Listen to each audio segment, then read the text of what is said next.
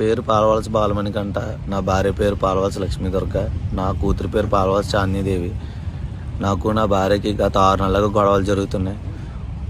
నాకు నా కూతుర్ని గత 6 నెలలుగా నా భార్య నన్ను నా కూతుర్ని వదిలేసి పడాల దుర్గాసాయి వ్యక్తితో అక్రమ సంబంధం పెట్టుకొని వాడితో వెళ్ళిపోవడం జరిగింది.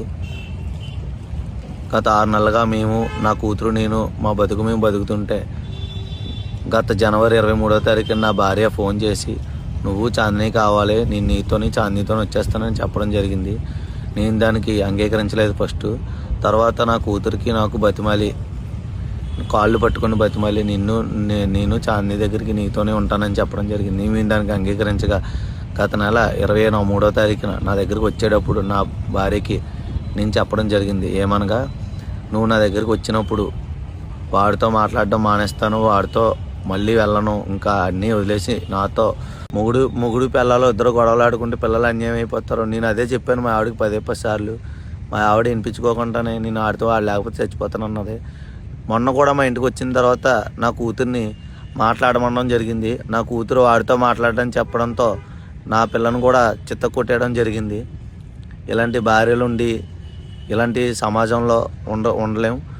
నాకు ఇంకా ఉండాలని లేదు. ఇప్పటికే నన్ను చాలా రోడ్డు మీద పెట్టారు. నా పైన లేనిపోని కేసులు పెట్టి చాలా హింసిస్తున్నారు. నన్ను నా కూతుర్ని చంపాలని చెప్పి డిసైడ్ అయ్యారు. పడాల దుర్గాసాయి, నా భార్య, మా అత్తగారు ముగ్గురు కూడా మాట్లాడుకుని మమ్మల్ని చంపేద్దామని డిసైడ్ అయిపోయారు. ఇంక మేము కూడా వాళ్ళు చంపే వరకు మేము ఎందుకు ఆగడం, మేమే చచ్చిపోతున్నాం. దీనికి మా అమ్మగారికి ఎవరికీ సంబంధం లేదు. మా అమ్మగారు వాళ్ళకి కూడా తెలియదు ఈ విషయం. కాబట్టి మేము, నా కూతురు చచ్చిపోతున్నాం. ఇంకా మాకు ఏదైనా సరే మా చావు కారణం వాళ్ళే బాధ్యులు. వాళ్ళని శిక్షించాలని మేము కోరుకుంటున్నాం. ఈ వీడియోని మొత్తం వైరల్ అన్నారు. పడాల దుర్గాసాయి ఒక విలేకరు అయి ఉన్నాడు కాబట్టి, అంటే విలేకరులు ఉంటేనే, ఇన్ఫ్లుయెన్స్ ఉంటేనే గవర్నమెంట్ మాకు పని చేస్తుందా, మాకు లేకపోతే మాకు పని చేయదా మేము అడుగుతున్నాం. మా వైపు ఎవరో కూడా మాట్లాడతలేదు. పోలీసు వారు కూడా వాళ్ళకే సపోర్ట్ చేస్తున్నారు. మేము ఎంతవరకు నిజాయితీయో, మేము ఎంతవరకు ఏంటన్నది మేము ఉండే ఏరియాలో వెళ్ళి అడిగితే తెలుస్తుంది.